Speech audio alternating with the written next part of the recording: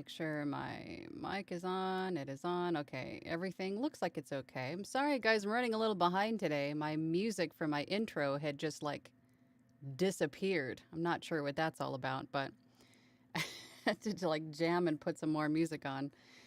Anywho, good morning, good afternoon, good evening, wherever you are. Thanks for joining me today. I am Angela. I am a full-time voiceover artist and audiobook narrator, and my channel is dedicated to all of you just getting started out in this wonderful world of voiceover and audiobook narration. And through my channel, I share with you some techniques that I use every day in my own voiceover business, and I answer your questions. I try to do these lives every week, and so far I've been successful in doing these every Tuesday to answer your questions, because sometimes questions just can't wait, right? So today's poll, if you've been here before, you know I do a poll in the chat every week. And this week is the question is, how many VO websites are you on to find work? And that includes ACX, Audiobook, everything. Every website that you are on in which you find work, how many of those are you on? And the questions were, or the options were rather, 1 to 2, 3 to 5, 6 or more, or none yet. And it looks like we have currently about 11 votes. And we have 45% of you say 1 to 2, 9% of you say 3 to 5, none say 6 or more, and 45% of you, a good even split, well, I guess not with the 9%, but say none yet. 45% of you say none yet. And of course, it just changed. Now there are 8% of you that say 6 or more. Interesting. Okay. Well, I think for me, I think having a presence on all of these websites is a good thing. And I'll tell you why. Because if someone was to find you on one of the websites and then not want to work with you through that website, and they decide to Google you and find everything that comes up about you, what are they going to see? They're going to see probably your website, and they'll see one or more, 10, maybe different other websites saying that you offer the same thing, that you are a voiceover artist, audiobook narrator, and that it kind of validates who you are and what you're presenting, what you offer. So I think being on all of these websites, at least having a free profile on these websites, definitely helps you in the SEO realm, right? To help you be found and to validate that you are who you are. You're not a scammer, that you are an actual valid voiceover artist and this is what you do. So I think being on multiple sites is not necessarily a bad thing. I think targeting your focus on maybe a handful of them, maybe even just a couple, 2, 3, I think is probably best. Definitely keep up with the other websites, meaning refresh your samples there, check your messages, make sure that you're not missing anything or anyone if they do contact you on one of these websites. But your focus is really going to be on just a few of these, because anything more than that might be a little difficult to handle once you start to have business rolling in, right? It's hard to keep up with social media messages and, alone, and then have to keep up with several websites and an agent and, on your website. There's all kinds of places that your attention needs to be. So I think anything more than just a few is going to overwhelm you very quickly. So, but being on a couple is not a bad thing to start. Start slow. I'd choose a couple and start there and then slowly branch out to some of the others, I think is my personal opinion. But it looks like we got some questions coming on in here in the chat. I wanted to thank you, everyone, for joining today. I really appreciate the time that you guys take out of your day to stop by, say hi, hang out, ask some questions. I really appreciate it. And also I wanted to give another shout out to my cousin Scott, who refuses to watch if I don't shout him out. I appreciate you, Scotty. All right, let's hop on over to the chat. Let's see who we got here today. JCCAOL is here. Good morning.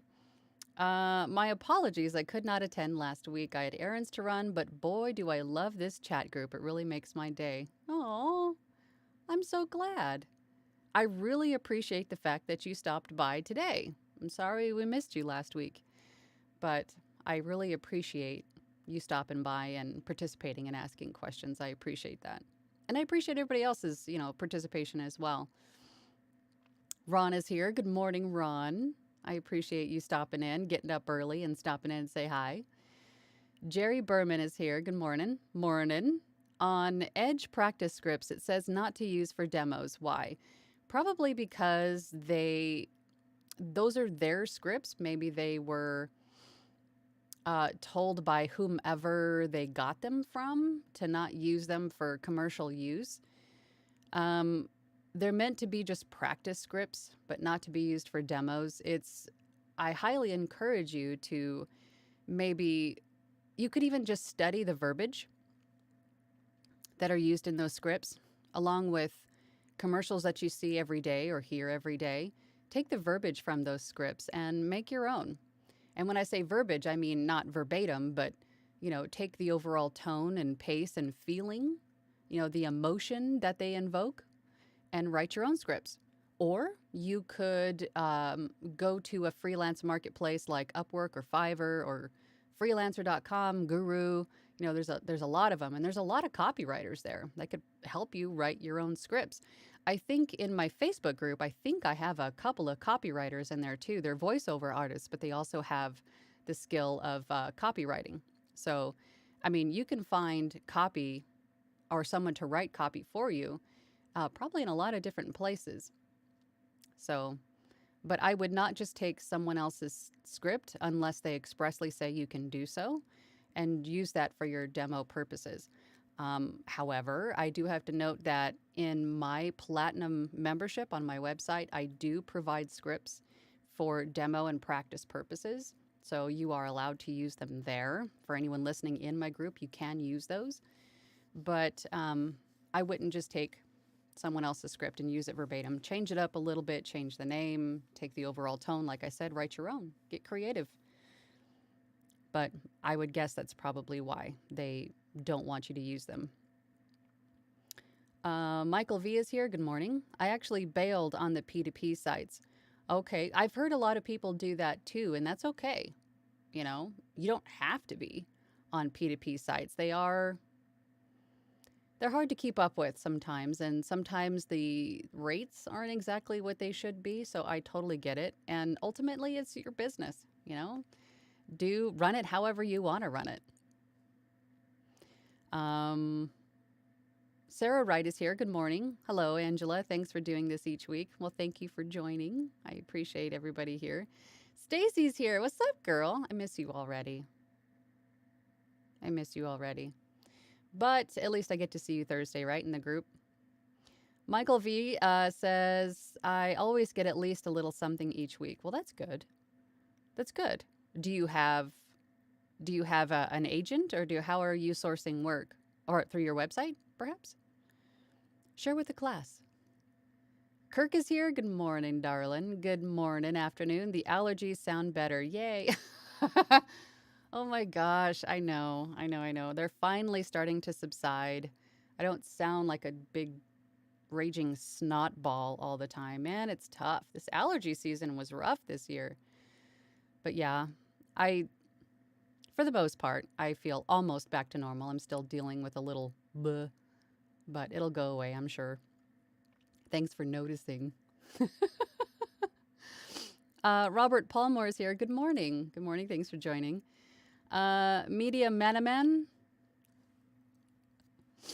I never know if I'm pronouncing these right.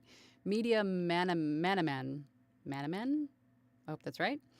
Can I just send you an audiobook narration sample and pay for a one-time critique of sound quality and my performance?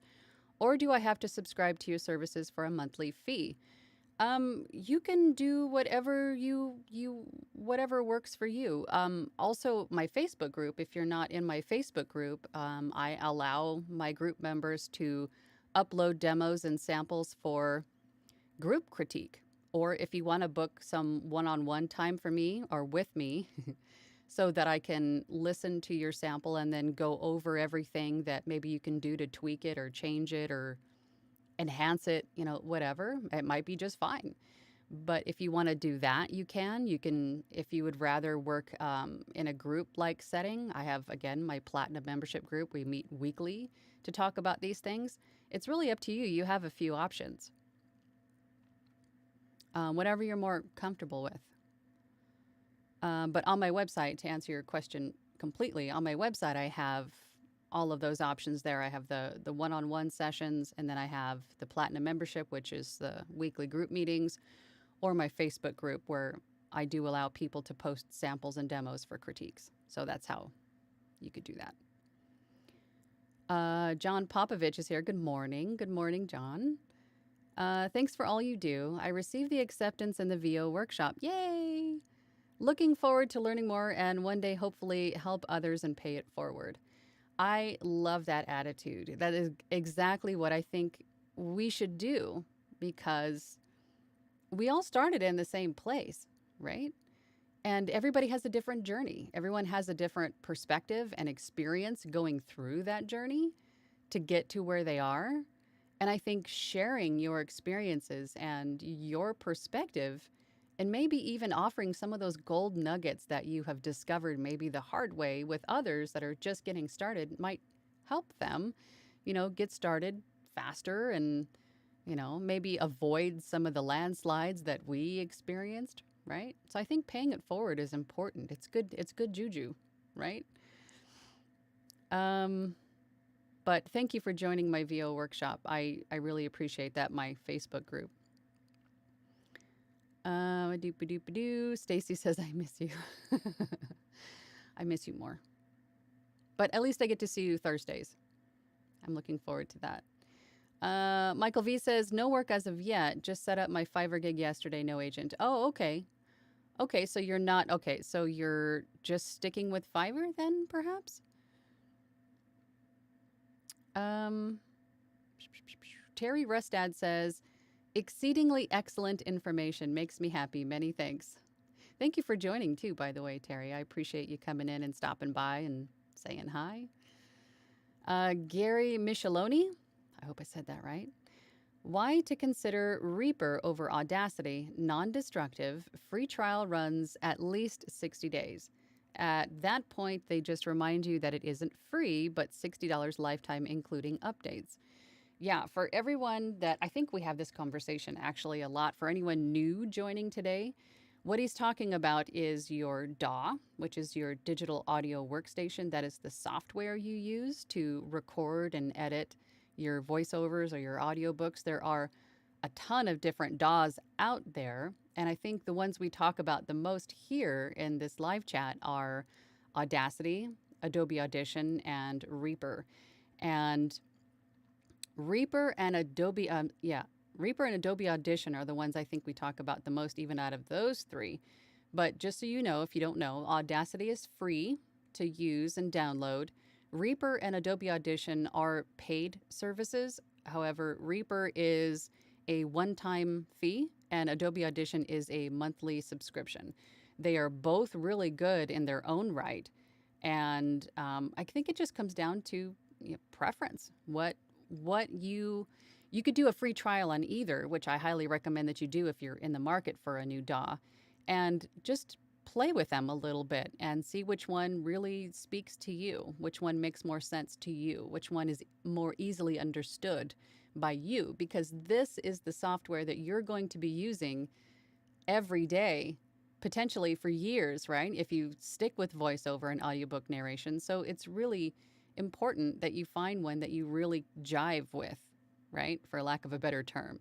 So check out Reaper, check out Adobe Audition, check out Audacity, and some of the others. There's Studio One. There's all kinds of different DAWs out there. But that's what Gary's referring to. Robert Palmore says, Abby Normal. Am I Abby Normal? It's an Abby Normal brain. That's funny. Vaping Mike says, good morning. How big is your studio booth? Oh, it's very small. It's actually like a storage closet, I think. Maybe it's a storage closet slash office. It's kind of a weird room in my little townhouse here. It's maybe 5 by 6 with a maybe an 8 foot ceiling. So reverb in here was an issue. So I actually had to once I went full time, I completely gutted this room because I was just over the first year and a half or so that I was just starting out. I was kind of putting band-aids all over everything, like patching the reverb here, patching the reverb there. So once I went full time, I completely gutted this room and just did moving blankets, some foam, and just made it look a little bit nicer. But it's relatively small. I mean, I could touch the sides of the room with my fingertips if I stretch them out. It's not very big. It's probably, roughly the size of a whisper room, maybe a little bit bigger, like the smallest size whisper room. It's not huge. I wish I had an extra bedroom. I don't here. It's a smaller townhouse, but if I had an extra room, that would make my life so much easier. I think I would actually get like a studio bricks. I would actually get like a booth, I think, to cut down on all the noise and stuff. But like most people, I just converted, a spare room, closet, and made it into a booth. Carrie Ann says, finally catching you live. Nice. Thank you for finally joining. I appreciate you stopping by and taking the time to hang out with us. Melissa's here. Good morning, Melissa. Good morning, Angela. Thanks for doing these. I look forward to learning something each week. I had to miss last week due to a work meeting, and I hated it. I hate those too, and I'm so glad I don't have to do those anymore. Although I still kind of do, don't I? I meet with clients. I meet with mentees, with my group members. I'm in a few different groups, and those are still work meetings. I don't hate those, though. But I know what you're talking about, and those I was not a big fan of. Terry Rustad says, exceedingly excellent information makes me happy. Many thanks. Thank you so much for joining again. VoiceOver Van Deen says, afternoon. Lawnmower season is in full swing in the UK, so the frog is here with me. You can have him back. I don't want the frog.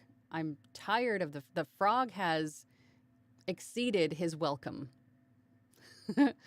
I've wrapped up for the day and now on to cooking tea.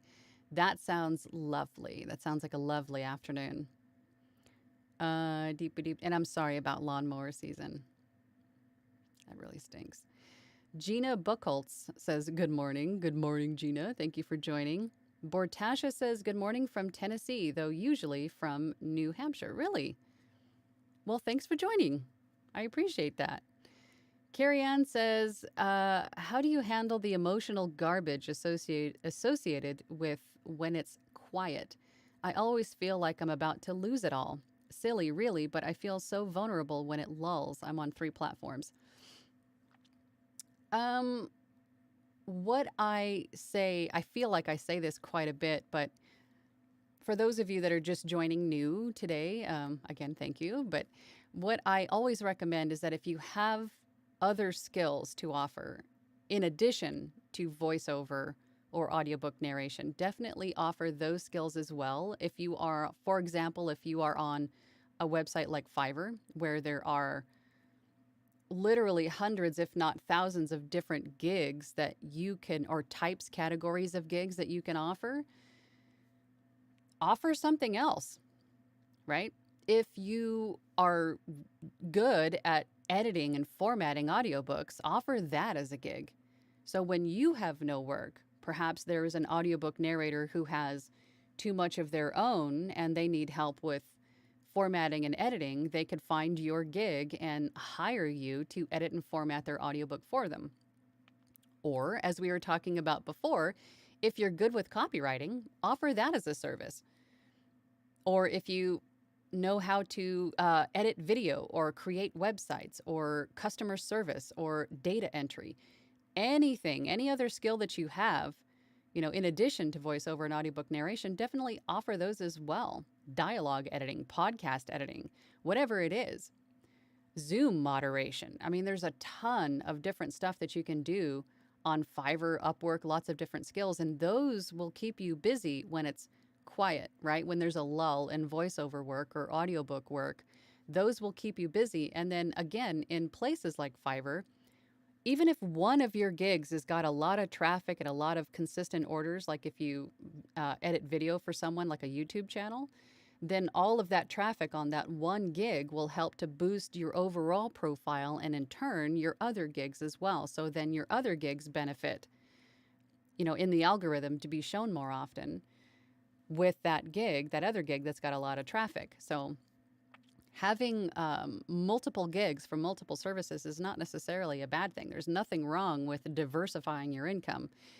And having said that, don't put all of your eggs in just that one basket, right? Make sure that you're on a few different websites, that you're marketing on your own, direct marketing, cover all your bases and make sure that you have work coming in from multiple sources, right? Because you don't want that one website that you're getting all your business on to crash or go away and then you're left with nothing.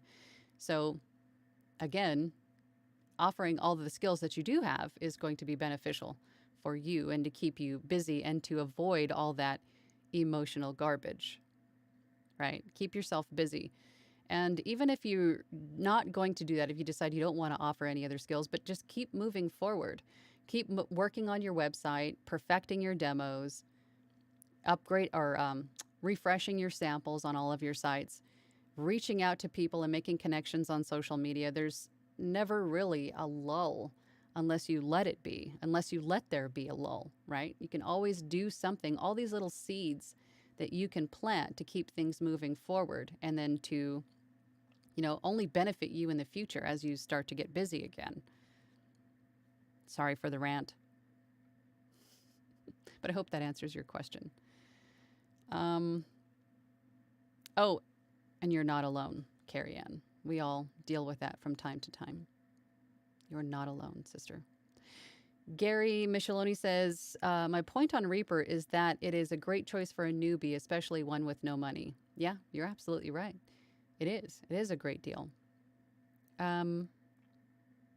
Charles Hamilton says, good morning, all. Good morning, Charles. Thanks for joining. Michael V says, I love that you got the Young Frankenstein reference. Absolutely. Absolutely. I'm a big movie, music, book nerd, basically. I love movies that are quotable. I think we were in my group, I think it was last week, we were talking about The Three Amigos and the Singing Bush. It's another great movie. I digress. Twisted 681 says, good morning, Angela. Good morning, Twisted. I hope you guys are all doing great this morning. Supplemental Seminary says, are those acoustical blankets on the wall around you? They are actually moving blankets, believe it or not. They are the blankets that are used to protect furniture or delicate things when you're moving. You put everything on a moving truck to keep, they're thick padded blankets that keep the things they're protecting safe while you're moving. But they're heavy and they're thick, but they're also good for reducing the reverb in your room. When you're in your booth recording something, your voice will actually bounce around the room and reflect off of any hard surfaces that are in your space and then into your microphone, causing echo, right? So if you cover all of your hard surfaces in your recording space with soft surfaces, that'll help to diffuse that quite a bit. And also don't forget your ceiling, your door, and your desktop. Those are all also reflective surfaces. So these are actually moving blankets around me that reduce the reflection in this room because the echo in here was a struggle for sure. Robert Palmore says, unusual for a guy to brag. His is smaller, but my elbows rub when just sitting in the middle. You guys. Twisted 681 says, you are in a meeting now. Well, yeah, I guess. Although I can't see any of you. see myself on the screen, which makes me uncomfortable. But technically, yeah, I guess so. Not really a work meeting. Is it a work meeting? This isn't a work meeting, is it? This is a friendly meeting, right? Oh, you know what? Let's hop over to the poll really quick. Okay, whoa, we're up to 35 votes. Thank you guys for participating in the poll. Today's poll was, how many VO websites are you on to find work? And that includes ACX, really anywhere, right? 33% of you said 1 to 2. 28% of you said 3 to 5. 8% of you said 6 or more. And 31% of you said none yet. And again, my take on this question is to at least have a profile on as many as you want, right? I think for me, I'm on a good 12 to 20, maybe. But I really only focus on maybe three. Maybe three. 2 or 3, I would say, are my main focus. But don't neglect the other platforms that you're on. Make sure that you continue to refresh those samples, those demos that are there, and to check your messages. Make sure that you're responding to anyone that reaches out to you. But I think having profiles on many different websites is nothing but beneficial to your searchability and the SEO, right, attached to your name and to your business to help people find you for work. Where are we at? Bortasha, thank you for joining, says, just lost the left side on my headphones. Can you recommend a lower cost headset for editing? You know, there's a good, I would say, any kind of headphone, if you're just looking for something to listen back to, anything will work, but I recommend a closed back studio headphone. And I say closed back because once you get into studio headphones, there's a couple of different styles. There's the open back, meaning that the back of the headphone is actually open, like there's holes there. So ambient room noise can come in as well. And then there's closed back, which is like what these are. So basically like noise canceling, right? You don't hear any of the ambient noise outside of what's inside your headphones, right? So I prefer a closed back studio headphone.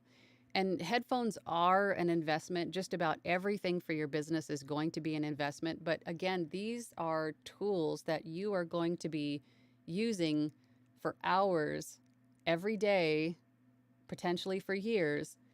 So you want to make sure that you get a set that are padded. I have to have a little extra cushion on mine because I have a very strange shaped head. I'm not sure, but you want to make sure that it's got padding, for the headband and then also around the ear. So you want to make sure that they are going to be comfortable enough to comfortable enough to wear, and then also filter out some of the noise in the room, because you want to focus on exactly what you're hearing. Personal opinion.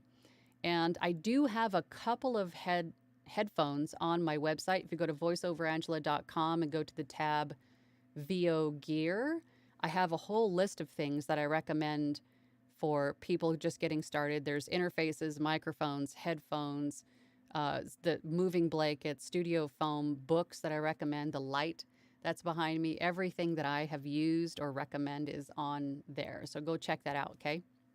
There's some good recommendations on there. Carrie Ann says, great suggestions. Thank you. Very helpful. You're welcome, Carrie Ann. Scott Walden. Hi. Hi, Scotty. Thanks for joining, Scotty. I appreciate you. Kevin Cragwell says, hey, Angela, how many hours a day do you spend actually recording in the studio? I seem to grow weary after 3 to 4 hours. Yeah, I think in the beginning for me, it was tough to make myself sit in here because you're just not used to that schedule, right? You're used to, if you're still working a 9 to 5, you work a whole day and then you have to come into your studio and work, and then you're just just tired. You're just mentally, physically drained at that point, right? So, and then once you go full time, you have to sit in here for long periods of time to get the work done. The recording, the narrating are same difference. And then the editing, right? And then answering client emails and stuff. So you're actually in your studio for a long, long time. So you have to get up and take breaks. You have to. You have to get up and take breaks, I'd say every couple of hours at the most. Even if you go use a restroom, go get a snack, go get a cup of water, right? Go make yourself a tea to soothe the throat. Take a break. It could be 10 minutes. Go take a walk, right? Go walk the dog. It could be 10 minutes, could be an hour. Whatever you need to mentally reset and then get back to work. But it's good for your body too. You don't want to be sitting for long periods of time. It's not good for the old ticker, right? So you want to make sure that you're up and moving around every few hours. But the mindset part, I think, is the biggest issue. So you do need to get up and walk around and get your mind right. You know, sometimes I have to get up and go read a book or go have some lunch and just watch TV and just kind of reset, just kind of get away from everything for a little bit and just reset for a few minutes. Oops, sorry. Go take a nap, whatever it is that you have to do. But I spend, to actually properly answer your question, I spend a good 2 to 12 hours a day in my studio. And I would say maybe a fourth, if not a half of that is actually recording. The rest of that is editing, responding to emails, messages on social media, uploading, downloading, editing. I think I already mentioned that. So, I mean, there's a lot of things that you have to do to keep your business running. So, but I'm in here quite a bit, at least a couple of hours every day, at least to get caught up on emails. All right, let's see if I can attack this name here. The stereopist. Stereopicist. I'm totally butchering that, and I realize that. I would rather edit. I would rather edit and master recordings. I guess gigs are the route to take. There is definitely a shift, or has been a shift occurring, I think, in the last couple of years, and especially with the lockdowns and everything like that, where the companies were closing down, and a lot of businesses realized quickly that they had to get online, and they had to hire remote workers or freelancers to get things done. Frog came back. But I think a lot of what we're seeing are during that time and then going forward, I think we're still going to see a lot of that gig economy really it's going to stay. It's going to stay for a while. So I think embracing that kind of mindset and culture is going to be good for your business going forward. Not just voiceover. That could be an Etsy store, right? It's not just digital assets that you can sell online through marketplaces like that. You can actually create physical, tangible products and sell those as well. I think this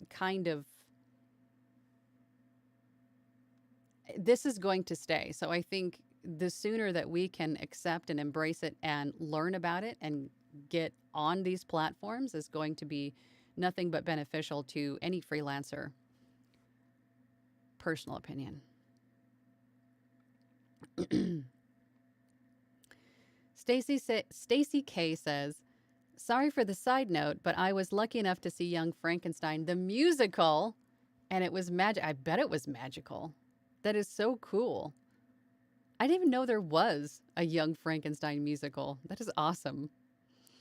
Saish says, can you give a tip on adding watermark to VO? I don't add watermarks to my voiceover. I think when you come across a script that a client wants you to read as maybe a sample to hear what you sound like reading their script, don't read the entire script. Don't give them the entire script. Just read half of it, a couple of sentences of it, but you don't want to give a client their entire script for free.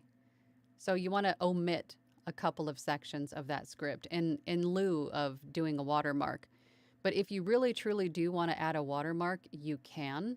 You could add, through your DAW, you can add like an overlay, a beep every couple of seconds, which I think would just annoy clients.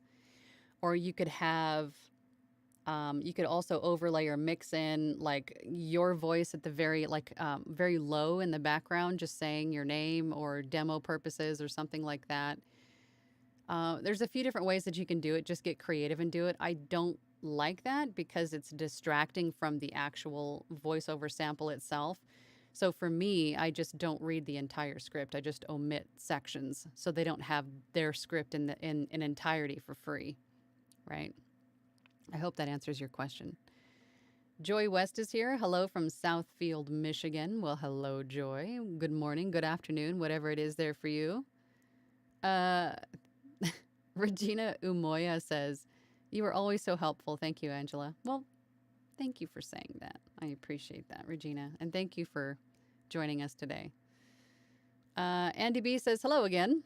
I have been using Sony MDR 7506s. I'm not comfortable hearing the sound of my own voice. Is there a way to deal with that? I've been told my voice is okay." I've been told my whole life that my voice is okay. But it's what you do with it that matters, right? In the beginning, everybody hates the sound of their own voice. It's very foreign. And then you tend to get a little bit hypercritical about how you sound, and namely in breaths and mouth noise and nose farts and stomach gurgles and just, everything gross that our human bodies do. And then we just tend to over process it because that makes us feel better about hearing our own voice. It took me a long time to just kind of ease back on the reins a little bit, pump the brakes, and just say, hey, this is fine. My voice is fine. Clients tell me that my voice is fine. They seem to like it. I'm getting jobs. So I think I'm okay. But it's so cringy to hear your voice in the very beginning. But you do get used to it. The more you hear it, the better your ear for what is just your own neurotic, hyper focus on whatever it is that you're hearing, versus this is nothing that anyone's going to freak out about but me, right? And then you just let stuff go, because if you start to take too much, if you edit out too much of that human element in your voice, then people are going to think that you're just a robot. So you can't get too caught up on editing out everything in your voice because it makes you cringe. It's a delicate balance, and it's hard to find, and it is very cringy to hear your voice so much in the beginning. I totally understand that. I did the same thing. But you do get used to it over time. But I guess my main point is that through that cringe, don't over edit yourself in the process, because that will do nothing but just make you sound worse. But yeah, it's tough. Flame Wingman says, "Have you ever voiced non-human characters?" I have. And yes, I realize I sound similar to Alexa and Siri. I understand that. So I have done some video games and videos where I was an AI. I've done a couple of short films where I was an AI. And a couple of audiobooks actually where I portrayed a alien or a robot, but those were not just my voice. I used effects in Adobe Audition that helped to really give me like a computerized sort of voice. So yes, I have non-human characters, and also audiobooks too. And it's not just AI, but like, bears and birds and pigs and stuff like that. Yeah. Robert Palmore says, do you remember Rocky Horror Picture Show? Ever cosplay it? I do remember Rocky Horror Picture Show. I used to go to the midnight showings and participate for sure. Those were fun. My first one was an awakening because, they got the lipstick out and did the whole thing. That was fun. But I do remember those. I never got dressed up and went. And in hindsight, I should have, because that would have been so much fun. But I have gone and participated and watched in the audience. It was fun. Do they still do that? Wondering if they do. Michael V says, if you don't like how you sound while recording, try to record without headphones. Yes, actually, that's a great point. I actually record without headphones. That's tough to do if you use punch and roll, because if you record with punch and roll, meaning you edit as you go along, you make a mistake, you stop the recording, you go back and then re-record it, you do need headphones for that. So, but I don't. I use the clicker method, where I just record, and if there's a retake, I mark the mistake with my clicker, and it's just a dog training clicker. And then when I go back and edit, I look for the clicker marks, and then I remove the bad take, and then continue on with editing. And that method, you don't need headphones to record. I don't like recording with headphones on anyway. It feels claustrophobic to me. I feel like I'm like cemented into my chair, and I can't, it just makes me uncomfortable. So that's another reason why I use the clicker method. But if you do use punch and roll, then you will need to use headphones with that method. How are we on time? We got about 15 minutes. Okay. Should we pop over to the poll? No, let's just answer one more question. Melissa Barton-Briggs says, when narrating an audiobook, do you record the entire book before mastering the files, or do you record and master chapter by chapter as you go? I do the second way, but curious about others' workflow. It really depends on what's happening. I live in Arizona, so in the summertime, it's hot, right? It gets north of 100 degrees, 120 degrees, in the summertime. So the air conditioner's on quite a bit. So if I have to record while the air conditioner's off, I'll record as much as I can and then edit, master, format while it's on, because it's too noisy to record while it's on. But in the winter, spring, when the air conditioner's on, not all the time, or the heater's not on, then I will just kind of go with what I need to have done. Meaning I'll either record the entire book and then master it all at once. Not all at once, but you know what I mean? Like I'll record it all first, and I guess I don't have a really set process. I just kind of, to answer the question, I just kind of go with the flow and what needs to be done. So sometimes I'll record the chapter and then I'll edit it. Sometimes I'll record the entire book, in separate files, and then come back and then edit, format, master. It really just depends on what's happening. There really isn't a right way or a wrong way to do it. Whatever works best for you is going to be the right way. So I've done it a couple of different ways. VoiceOver Van Deen says nose farts. That's not one I've ever heard of before. Yes, some of us with, sinal issues like me, sometimes there's, nose farts, for lack of a better term. That's what I call them anyway. When you have the, your nose just makes noise. Yeah.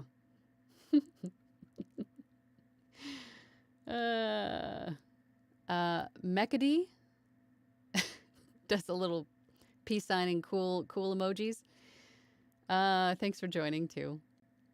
John Barradale says, you can also turn off monitoring while recording. You can. I think most interfaces, or even your DAW, depending on your setup, you can turn off the monitoring while wearing headphones. But then if that's the case, then why wear headphones if the monitoring is off?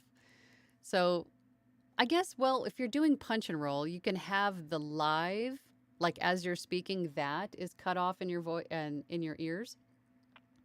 But then when you play back, you can hear that. So I guess that would make sense. You could, yeah. If your DAW or your interface allows you to turn that off, you totally could. Or you could just take your headphones off and then put them back on. But I guess that, that wouldn't be very efficient.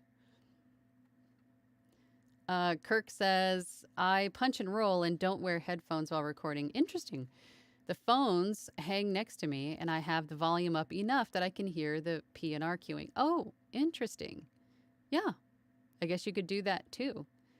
See, it really just comes down to whatever works best for you and your space, your equipment, and what feels comfortable for you. There really isn't a right way or a wrong way to do it. As long as you're comfortable with it and it works for your flow, do it. Right? All right.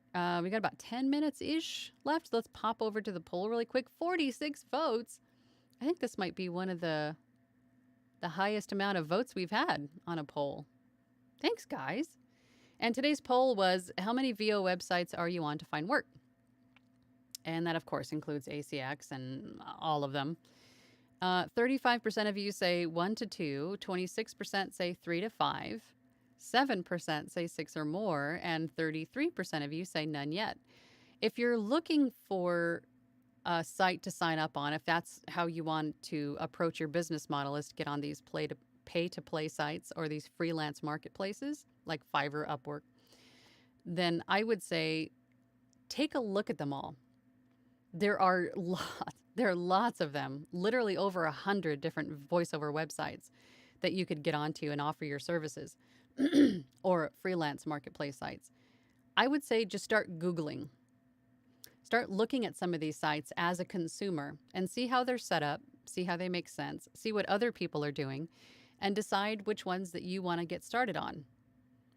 Most of the people that I talk to, much like myself, start on ACX, excuse me, narrating audiobooks, and then sign up with Fiverr and Upwork, because those two particular freelance marketplaces seem to be the most busy or have the most traffic out of freelance marketplaces in general. From my personal experience, I don't know for certain if that is fact, but that is what I've experienced. So most people that I know start with ACX, Fiverr, and Upwork, and then go to like voices.com, Voice123, VoQuint, VO Planet. I mean, there's VO Giant, Voice Bunny, Voice Jungle. There are literally tons of them. So I would recommend checking them out and see which ones make the most sense to you. Nathan Fisher says, when you were getting started or even now, how much do you market yourself for roles and contact businesses or people directly? I actually don't, apart from social media, I don't market myself. I don't know if you guys can hear motorcycle guys out there revving. Of course, he's not now, but what was I saying? I don't, apart from social media, I don't market myself for roles or do any kind of direct marketing. Not yet. I haven't really quite figured out the way to do it that makes me the most comfortable. Because I don't want to just spam people. I want to do it the right way. I would prefer to do it organically, make connections with people. I know that takes more time, but I think that's more valuable to me in building relationships with people instead of just saying, hey, would you hire me? But most of my direct business comes from my YouTube channel. People find my YouTube videos and they either, I'm not just other voiceover artists and audiobook narrators, but there are authors and publishers and other companies out there that somehow find my videos and then they reach out to me directly through my website and say, hey, I have this script. How much for this script, right?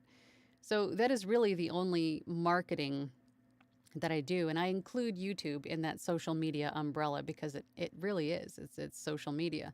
And then I also have posts and things of that nature on social media, but I don't do any kind of direct marketing. I'm still working on how I want to approach that. So not yet, to answer your question. Kirk says, I am a symphony of nose farts, but really I am. You know I am too. Yeah, I hate nose farts. Spazia says, Angela, nice to see you streaming. I've been setting up my streaming. Hi, Alberto from Tucson, Arizona. Yeah, streaming was, I think every single thing that I've done for this business has been a learning challenge for sure. Everything has been a new experience that I've been able to just figure out, through Google and YouTube, really. But good luck to you on your streaming. It's not as intimidating as it seems. I mean, really, it's not. There's a lot to set up and a lot of things to tweak, but once you get it, you've got it for the most part. I don't want to jinx myself. And then the camera cuts off. Joy West says, how did you break into narrating your very first audiobook? Did you just do it or did you spend a lot of time practicing first? I started with LibriVox.org. That is where you can donate your time narrating a chapter of an audiobook or a book in its entirety.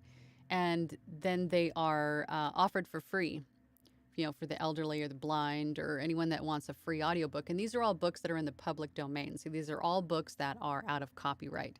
So you can donate your time to do these. And through doing that, I learned how to use my DAW and all my equipment, and also to learn like a good pace for narrating, how to control my breaths, how to format my files because they're formatted the same as ACX or any other audiobook distributor. So I started there, and then I went to ACX and posted some samples and did some auditions, and then I got my very first offer to produce an audiobook, and that was through ACX, and that was probably a good 2 or 3 months after I had started working with LibriVox. So I guess that was my trial by fire practice. But I'm a book nerd, so I read a lot of books anyway. I love listening to audiobooks, and that is something else that all of you should do. If you're interested in narrating audiobooks, listen to audiobooks because you will pick up so much information on how a narrator approaches just about anything. Character-wise, breath-wise, pause-wise, you know what I mean? You can pick up a lot from just listening to other narrators. So listen to audiobooks too. That'll definitely help. Flame Wingman says, are you going to see the new Top Gun movie? I don't know. I loved Top Gun. Top Gun was one of those, quintessential, was it like 80s? Was it the 80s? It was the 80s. It was a great movie, but I don't know if bringing it back was the smartest thing.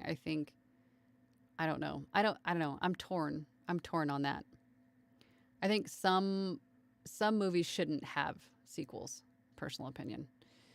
Spazia says, question, Angela, do you recommend going directly to television stations for voiceover freelance? I used to be Univision Arizona official VO Hispanic guy and went to Feel News and stop the VO service.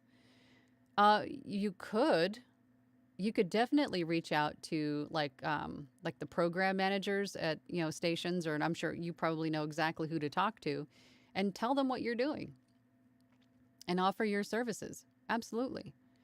Use the information, the experience, and the lingo, the verbiage that's industry specific for television stations because you know it more than likely, and use that to your advantage and use that as your in. Right? Because you already know how the inner workings of that stuff. So definitely use that to your advantage. Joy West says, yeah, it's motorcycle season here too. The guy revs his bike up and scares the daylights out of my dog. Or it's deadly quiet, like nothing is happening. And then you come down into your studio, you hit the record button, and then there's just like a cacophony, like a symphony of bikes and cars and kids playing basketball up and down the sidewalk. It never ends. Struggle is real. Although I can't complain because my husband rides a Harley, so. But not while I'm recording, obviously. Michael V says, I would like to have a YouTube channel, but no idea about what. That is the tough thing. But the good thing about YouTube is that you could do just about anything. Just about anything. And there's a good chance that you will be seen, and you might need some help in the beginning to help grow it. But that's the beauty of YouTube. You could, a lot of people, I find that a lot of people like the behind the scenes, like almost like a vlog, right? Like the people go with you along your journey to whatever it is that you want to do. I think a lot of people like to watch that and like to see what happens next. Personal opinion. John Baradale says, at Michael V, so many tutorials on setting up a YouTube channel. There are tons of information. There's tons of information on YouTube on just about everything. So you'd be hard pressed to not find what you're looking for on YouTube. Andy B says, can you use LibriVox as samples and demos for ACX samples for Fiverr or for audiobooks? How many hours do you do at once at one time doing audiobooks? You technically can, because those books are in the public domain, so they're out of copyright. So you can use those, whatever work that you did for LibriVox, as samples if you want to, for sure. How many hours do I do at once for audiobooks? Again, it depends on what's going on. Like if it's in the summertime and the air conditioner's on and I only have maybe an hour to record, I'll record as much as I can within that hour. Or right now, if the air conditioner's not on all the time, then I will, depending on the size of the book and the time I have to do it in, I'll give myself a schedule. Like I have an agenda book, which I highly recommend that you do. Write down, meetings, due dates, things of that nature on it, so it's in front of you. And then I give myself, like, I record 2 chapters a day or 3 chapters a day or at least 1 a day, depending, again, on how big it is, how much time I have to do it. And then I write that in my agenda book, and then when it's done, I get to cross it off, and that is a good feeling, right? So it's like the little wins along with that. But again, it just depends on what I'm doing. But if I'm pressed for time, I will definitely just record as much as I can while it's quiet, right? Andy B says, read a chapter first before doing it as a chapter in audiobooks. Yes, absolutely. If you have the time, I would definitely recommend reading through the book first. So you have an idea of, especially if there's characters in it, if there's accents. I mean, a lot of the information about character attributes sometimes aren't revealed until the end of the book. So reading the book first is definitely going to be advantageous if you have the time. Melissa Barton Briggs says, thanks, that makes sense. I always tell my kids to be flexible and go with the flow. Guess I should take my own advice. Yeah, same, girl. Andy B says, thanks much. Always helpful advice. You're very welcome. Michael V says, original Top Gun, 1986. Yeah, so yeah, 86. Yeah, for sure. I can't even tell you how many times I've watched the original Top Gun. It's a great movie back in the 80s. But yeah, I don't know. I don't know if I'm gonna see the new one. Spazia says, you are a motivator. Thank you, Angela. Have a good day. Thank you. You have a great day as well. And for everybody else watching, everybody, have a fabulous day. Make it a fabulous day. Because your mindset is everything. You have to see the positive in everything. That'll help you get through your day, believe me. Joy West says, how do you find time to record with all the noise? Sometimes you have to get creative. If you have a really, really noisy neighborhood, you might have to get up early, stay up late.